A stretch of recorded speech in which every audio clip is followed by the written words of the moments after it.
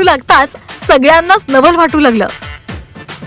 आता तर तो येणाऱ्या आणि जाणाऱ्यांची सुद्धा गप्पा मारतो.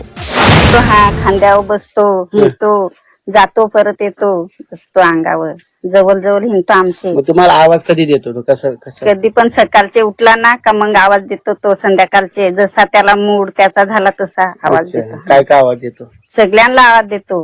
हं. इकडून माणसा जातात त्यांना पण दादा काका असे असा सांगतो.